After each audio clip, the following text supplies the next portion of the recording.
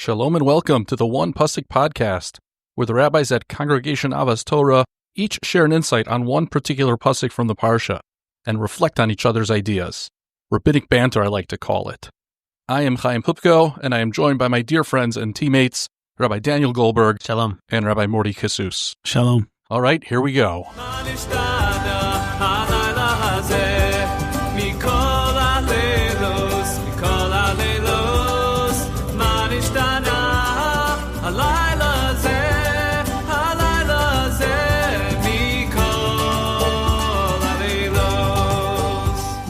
All right, welcome everyone to a special edition of the One Pasuk podcast devoted to the Haggadah Shel Pesach, preparing for the Starim. I'm joined this week by two very special guests, Rabbi Daniel Alter and Rabbi Saul Zucker. It's really a pleasure. It's a privilege to call them friends and colleagues. Of course, as you all know, Rabbi Alter is the head of school at the Moriah School of Englewood, and Rabbi Zucker is the head of school of Ben Porat Yosef.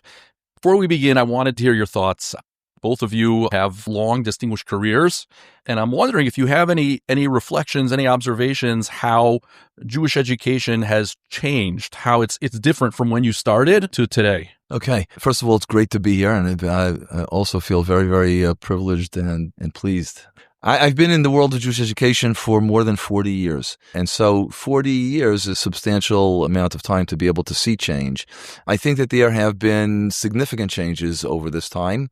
Let me start with the idea that Jewish education has evolved in a way that now there are so many more opportunities for students, and the programs that we have, differentiated instruction, various techniques and approaches in terms of Jewish education is amazing. It really caters to different learning styles. It's very inclusive. It's very student-centered.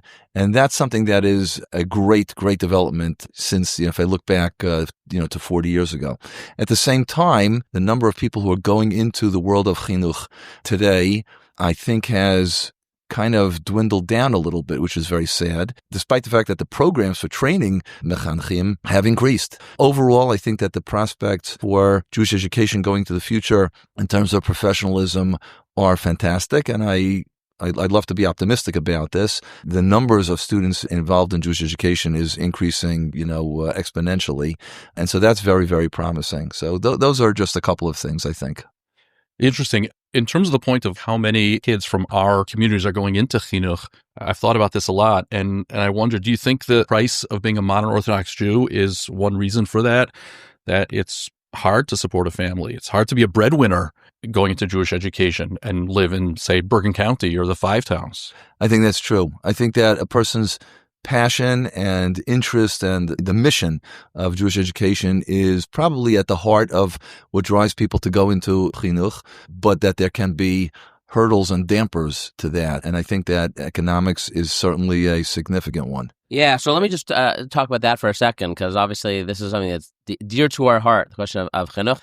I do think that when young couples are thinking about chinuch, there is a model that accounts for the financial piece, and I think is in some ways an ideal. If you look at most of our teachers are in families where both spouses are working.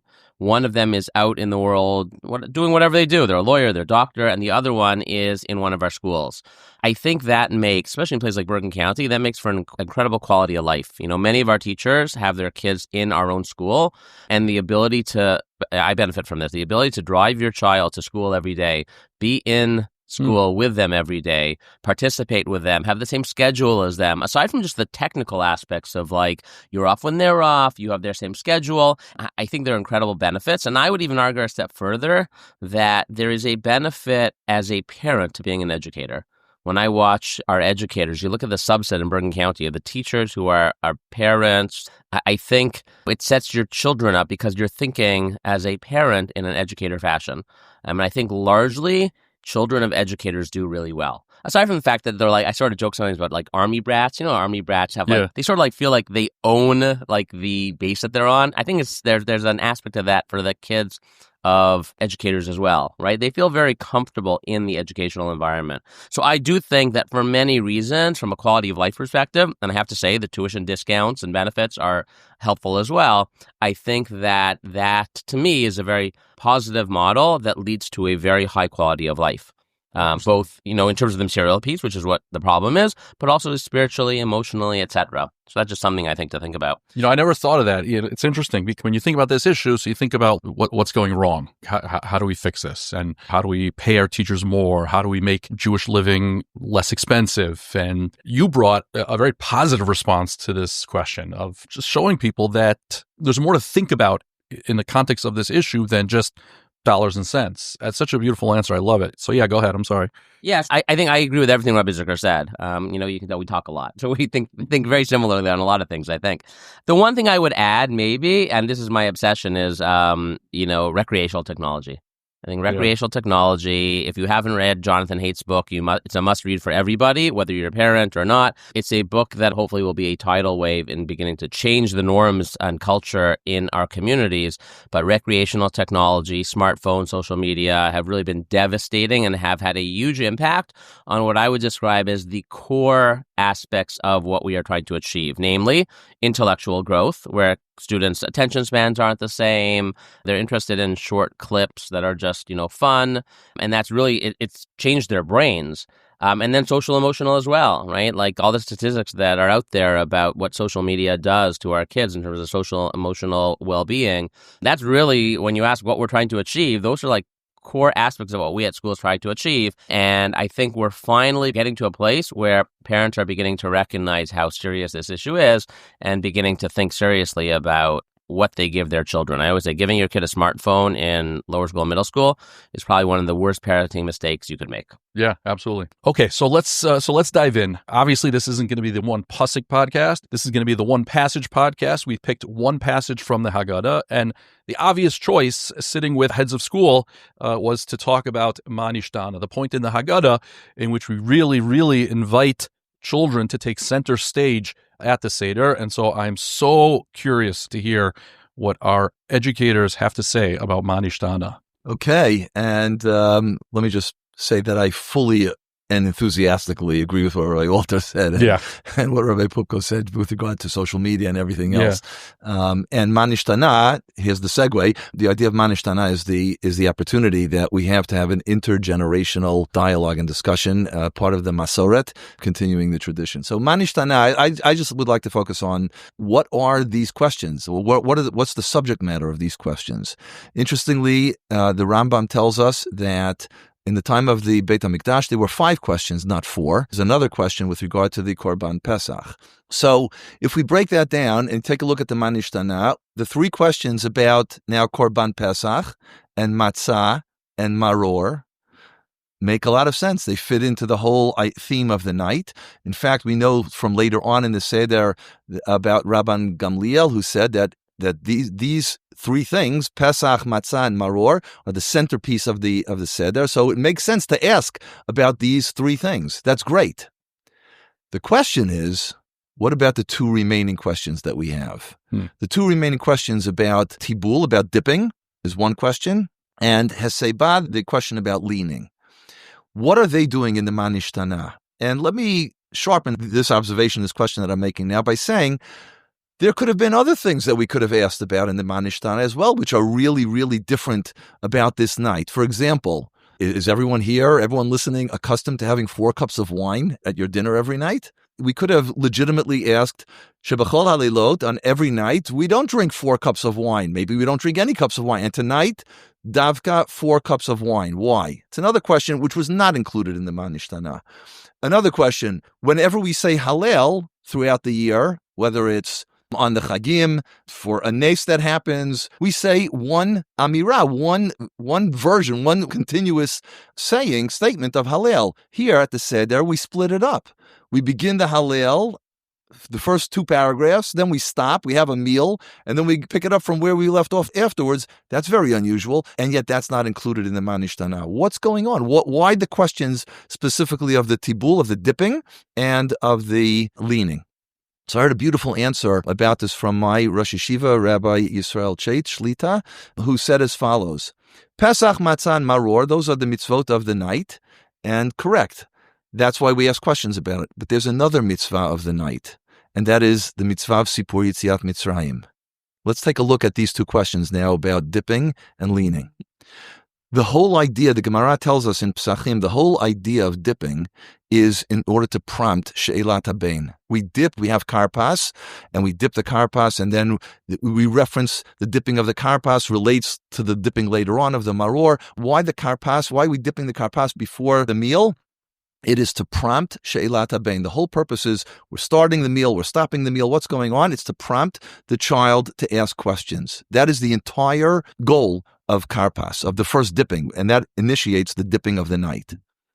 So that's a dialogue, that's speaking, asking questions, responding with answers. That's one aspect of Sipur Yetziat Mitzrayim, namely the audio aspect, the speech aspect, the dialogue, the discussion, questions and answers, challenges, responses.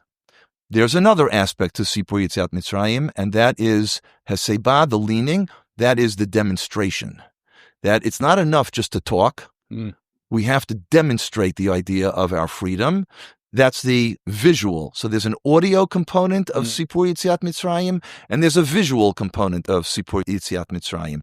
And those two questions, as part of the Nishtanah, joining Pesach, Matzah, and Maror. Pesach, Matzah, Maror, those are the object mitzvot of the night. But there's also the mitzvah Sipur Yetziat Mitzrayim, which has two components, an audio component, a discussion component, and a demonstrative, a visual component. And that's why those two questions were added to the Nishtanah to focus on the two aspects of Sipur Yetziat Mitzrayim, which is another part of the mitzvot halayla. And therefore, those are prototypes. Those are categories. Everything else that we could ask about, like the idea of the 4 cups of wine, that's also part of the demonstration. So to have that as a question is subsumed under the category of the demonstrative, of the Heseba question. These are categorical questions. I would just add one final point to this, because I mentioned the Hallel before, that I think now, understanding this idea could explain now why the Hallel is split. We say Magid, we say the Haggadah, the Nishtanah, Avadim Hayinu, Mitchila, De Avodah Zarah Hayu Avotenu, etc. We go through all of this, and then we say the first 2 paragraphs of Hallel. That is a Hallel on the audio Sipur. And then we have our meal. And our meal in the time of the Beit HaMikdash was the Korban Pesach. And today, the Matzah, the Maror, the meal, that is the demonstrative part of Sipur. And then that's followed by its Hallel. The Hallel is split because each part of the Hallel focuses on a different aspect of the mitzvah of Sipur. And for educators, it's not enough to just talk. And it's not enough to just demonstrate. You need both. You need the idea of a dialogue, of an exchange of ideas, and you need to experience it and to make it live and to make it real. And those two aspects combine together in what the mitzvot of the night are. And I believe that's really the secret to the longevity of the Jewish people, as evidenced in the treasured and cherished Pesach night experience. And that's the secret, really, I think, of the years, over the years of the thousands of years of Jewish education. Yeah. The idea of dialogue, discussion, an interchange of ideas, speaking, but also experiencing and living. That, I think, is what the frame of what the Nishtanah questions are all about. Beautiful. As you were spelling that out and making a distinction between audio and visual, I was thinking about the term you used before, differentiated learning, that the Haggadah has differentiated learning built into it. It recognizes the different modalities and that you need both. And students may learn visually better or orally, but you need all of those. The Haggadah is differentiated. It's multisensory. I've also felt it's audio, it's visual. The Sipur is also gastrointestinal, right? We eat our way through the Haggadah. We eat that experience. Yeah, that's really beautiful. It reminds me of something Rabbi Golden would love to teach about Rabbi Akiva and his students. And how could it be that all of his students died because they didn't treat each other with proper kavod? And Rabbi Akiva was the one who said, Zeh klal gadol b'Torah v'ahavta l'recha kamocha. The very paradigm of loving thy neighbor as thyself, his students specifically. So Rabbi Golden would teach that Rabbi Akiva assumed that his students we're following his example. He didn't articulate it to them. And you can't take that for granted. You can't just assume like, oh, they see this is what I live by. No, you also have to articulate. I think our assumption usually is that our actions speak volumes and kids learn from what we do more than what we say.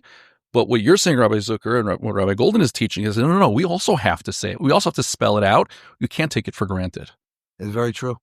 The other thing also I like about Rabbi Zucker's explanation is that, there's a reason we call it a Seder. Yeah. The structure, right? And studying the structure of the Seder is fascinating in so many ways. This adds an added component to it. When we look at Nishtanah, and it's sort of giving us a structure for what we are going to be doing the entire night, which is also nice, which, didn't necessarily think of it that way. Yeah. I've always felt when it comes to teaching people davening, I found that one of the things that enhances kavanah for people who are new to davening is knowing the structure of the davening, knowing where we are, right? We think kavanah is just understanding the words, understanding the translation, focusing, knowing which part of the davening you're in.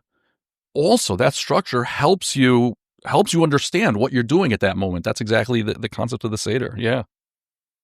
So I'll pick up on something that Rabbi Zucker mentioned, one of his questions, and sort of just dig a little deeper, and then maybe take a step back a little bit in terms of looking at the Nishtanah. So if you look at the Mishnah, when the Mishnayot and Arvei Psachim describe the Nishtanah, it starts with Mazgulo Kosheni, right? They pour, mix, and then the son asks the 4 questions. So the obvious question, right, which is really emphasized in this Mishnah, which Rabbi Zucker mentioned, is, why are we doing it right now? Because usually on a typical Yontif, you drink your cup of wine, then you go to the meal. Here, this child sitting at the table, he says, wait a minute, we made Kiddush already. We should be making a motzi now. We're now pouring a second cup of wine. What's going on here? Which leads to the obvious question of, even more so, this should be one of the questions. Why are we doing this 4-cup thing instead of 1 cup? That question is so blatant and obvious in the Mishnah. So in some ways, one could argue it's a little bit of a trick question. Why? So the Maharil, if you look at the Maharil, he's an important commentary on halacha, specifically minhagim that we have. If you look at his language, he says the following: Mosin kosheni, right? You pour or mix the second cup. Why? So that the child will ask about this second cup, in essence, about the 4 cups. And then he goes even further and he says, and if that happens, and you don't really need to say Nishtanah. Fascinating, right? What does that mean? You don't really need Nishtanah. Now, even more than that, if you look at the Shulchan Aruch himself, if you look at his language, he seems to be quoting the Maharil, right? He says, you pour it, Kedei Shishalu Atinokot, so that the children will ask. Where do you get that from? From the Maharil, based on the Mishnah and the Rambam, if you look at their language. So how do we understand this? So there are a number of Gemaras also that talk about situations where rabbis were at the Pesach Seder table and they were asking questions. Questions, not the Nishtanah. They could have been asking questions about freedom, about slavery. And they said, oh, you know what? You don't have to do Nishtanah. You're a Yotzei, you're a Chiyuv. You fulfilled your obligation. What does that mean? You just asked a question about freedom and slavery. Like, don't we have a text, right? Like in davening, we say Shemona Esrei. We don't just make up our own words. And that's really the answer. The answer is that the context of the Seder night is questions and answers. Now, not everybody can come up with questions, right? There's sometimes when we can't. And that's why we say we need the Nishtanah. But the fact that there was this focus on other questions, and that could be sufficient, tells us, I think, a lot about the nature, the educational nature of the Seder program. It's really about questions and answers. And for that matter, who knows even if Nishtanah is questions? There's a famous Aruch HaShulchan who points out that when we translate the words Nishtanah halayla zeh, which we generally translate as, how is this night different? So Aruch HaShulchan says, no, that's not how you translate it. He says it's more like, he quotes a few psukim, like, Ma Rabu Masech Hashem. What does Ma Rabu Masech Hashem mean? How great are your creations, Hashem? So it's a sense of wonder. He thinks Nishtanah is the same thing. Nishtanah, how different is this night? It's so different. Not even a question. So what do we take away from that? How do we understand this? So the rabbis recognize that we need a group of questions because not everyone's going to come up with questions. We need a group of questions. And Rabbi Zucker explained a beautiful explanation of why specifically the questions that we have. But even beyond that, the lesson is that this is a night of dialogue and specifically of question and answer. And I think that when we come to the Seder, as any teacher knows, the more you prepare for a class, the better it will be. Same thing here. The more you can prepare and think about the question and answer aspect of the Seder and how, which essentially is about how to keep children involved, how to keep everyone involved for that matter, the more meaningful your Seder will be. So, there's a lot of examples of that. I remember many years ago when we were still in Denver, Colorado, we used to always have a lot of guests for the Seder. I was a shul rabbi back then. And we had this family that was becoming observant, and they came to the Seder, and they couldn't read Hebrew, but they knew one thing. What's one thing they knew? They knew that you bring marshmallows to the Seder. Why marshmallows? Because everyone knows, of course, they knew this. I don't know where they learned this from, but they learned that when you get to the 10 plagues, and you get to the plague of Porat, you throw the marshmallows all over the table. And that was, for us, an interesting experience because they were taking one small piece of the Seder and trying to make it real. And we had that family for many years, and that became their tradition. They would bring their marshmallows to the table, and we got to the Porat plague, they would throw the marshmallows, and it always created a big mess. It would land in people's wine, but that was one piece of creating sort of this interest. I know a lot of families do that. They try to dress up. They try to do all these type of things, which are great. And I would actually encourage people, as your children get older, and older doesn't mean that old. Older can even be elementary school age. The Seder, at its core, is also a very textual experience. Find ways to engage the text as well outside of the sort of experiential pieces. We go around, for example, the table and have different people lead, every paragraph. And anyone's capable of reading. When we used to have people who weren't observant, we would have them read in English as well. That allows you to sort of think about the words you're reading in a different level. It keeps everybody involved. The Mishnah I mentioned is another great example. If you have a chance before the Seder to learn with your children the Mishnayot, because the Mishnayot focus on what I would call the skeleton of the Seder. And then to make the comparison, Rabbi Zucker mentioned that there's one of the questions asked in the Mishnah isn't in our Haggadah.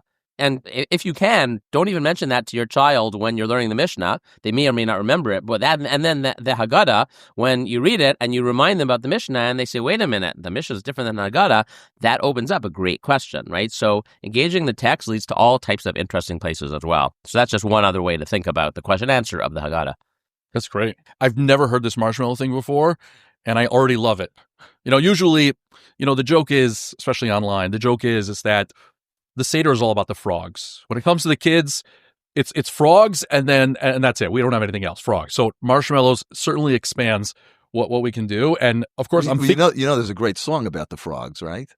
The one that we all learned. Of course, as kids. Yeah, that's right. Right, exactly. If you have the song, then right. So what song are we going to do for marshmallows? Exactly. But I was thinking of something else for marshmallows, which would be quite dangerous, but it would be funny because, the miracle of Porat was that it was ice and fire. So if you have roasted marshmallows, right? So you put them over the fire and then you throw them, then you really have the miracle. Well, that's taking it one step further. But, I was thinking about something, and maybe it's kind of like an obvious observation. While you were speaking, Rabbi Alter, I was thinking that one of the broader lessons of the Seder night and the Haggadah is a reminder to parents that they are their children's primary educators, and they can do it, even without training. No knock against Rabbi and teachers. We need skilled educators. But parents can educate just sitting down with your kid and opening a book and learning with them. I remember, there's that famous story, Lubavitcher Rabbi. I think it's such an important lesson that parents, they may think, listen, if I'm not studying the parsha every week, if I'm not Maver Sedra, what can I offer my kid, right? They'll get it from school. But no, just sitting and opening a chumash and just reading the first pasuk will generate interest, will automatically generate questions, and it'll go in places you'll never expect. Right. On Seder night, we're all educators. Yeah. I think a fantastic takeaway from what Rabbi Walter said is maybe the most important thing that parents can do with their children is for the parents to simply encourage their children to ask, notice, see what's going on, and ask. And the idea that the parent may not have all the answers. And as Rabbi Poupko just said, but Rabbi Walter's point is, that the Nishtanah as a text-based, it's a script, but from the Gemarot that Rabbi Walter quoted before, the script is there for a purpose. I always thought that what we do in schools sometimes, maybe not with regard to Pesach, maybe not the ideal approach, and that is to teach the students divrei Torah that they can say at the Seder. I think maybe what we should be doing is teach the kids how to come up with questions. And that's really maybe the central role that the parent has, which every parent can do, to encourage the questions. And Rabbi Alter, as you were talking before, it reminded me of something that I once heard, that the idea that the proper translation of She'eino Yodea Lishol is not that he doesn't know how to ask. That's not what the words mean. She'eino Yodea Lishol means he doesn't know to ask. And the idea, and literally, that's what the words mean. And that Rabbi Alter's point, I think, is, the idea that we're here at the Seder night to encourage that curiosity and that engagement. And that is the thing that parents really can do with their children. And that actually segues perfectly into what I wanted to talk about. It's an idea based on a nuance in the language of the Rambam. So I was a little concerned that Rabbi Zucker might share this before me as a student of Rabbi Chait and their passion for the Rambam, but he left it for me, and I appreciate that. The Rav Soloveitchik, says that there's a distinct obligation to ask questions in and of itself, separate from answers. The very practice of asking questions is critical to the Seder night because it's critical to educating a Jewish child, teaching them how to ask questions. And so if you look in the Rambam, he changes the language a little bit, or it's different than the Mishnah in a very subtle but very important way. When the Rambam writes, Umozgin kos sheni v'kan haben shoel, you pour the second cup and here the child asks, the Rambam says, V'omer hakore ma Nishtanah halayla hazeh mikol halilos. So it seems that the Rambam has the leader reciting the ma Nishtanah, not the child. Or maybe the child recites the ma Nishtanah and then the leader repeats the ma Nishtanah. And the Chassam Sofer notices this, makes a comment. He says, Mashma, it's clear from here, the leader has to say it themselves, and that the asking of the questions is not a prompt to tell the story. The asking of the questions is part of the story, is part of telling the story, is part of the mitzvah of Sipur Yetzias Mitzrayim. And that's the idea. It's an idea I like to talk about a lot, and that is how important it is to ask questions. That questions, it's not about just getting the answer. Questions show, first of all, that you're engaged, that you're interested, that you're curious, and it also shows that you have a working understanding of the topic. Because only if you understand something can you then go ahead and then ask. Meaning, a kid has to know that we make Kiddush every Friday night to then ask, why are we doing a second cup? Means that the kid knows what Mikol Halelos is. And it's possible there are Jewish children who may not know what happens Kol Halelos, but here you see, and I love to quote I had a Rebbe in high school senior year who would tell us whenever we learned like a Tosfos or a Rishon with a complex question or something, he would say, just as long as you understand the question. The answers, we can get to the answers. The answers are important also, but just so you understand the question.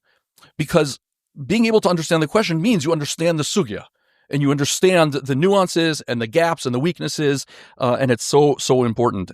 That's how we invite people in, children of all ages. That's when we invite them in, but not just invite them in, but if somebody understands the question and then thinks about that question, that means that now they care about the issue, and now they're going to think about it some more, and it's the perfect catalyst. It's the spark to create more and more learning. Oh, and I just remembered, I was thinking about this before when you were speaking, Rabbi Zucker. There's a Tosos that holds that if a person only has enough for either karpas or maror, they should use it for karpas. Now you would think, wait a second, we have mitzvah teen maror, we have a mitzvah derabanan.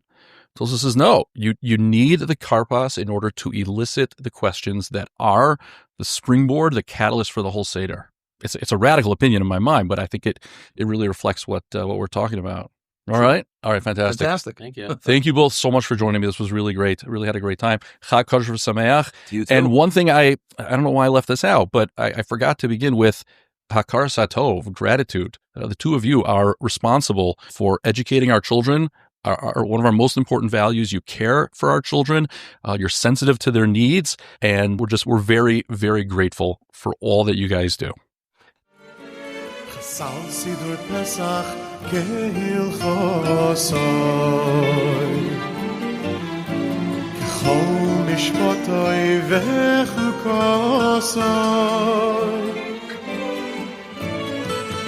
כאשר זכינו לסדר אויסוי כן נזכה לעשוי סוי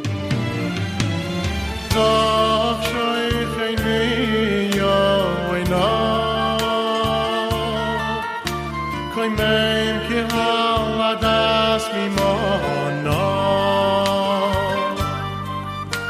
B'korov nahem nitein chana Keduyim letzion verina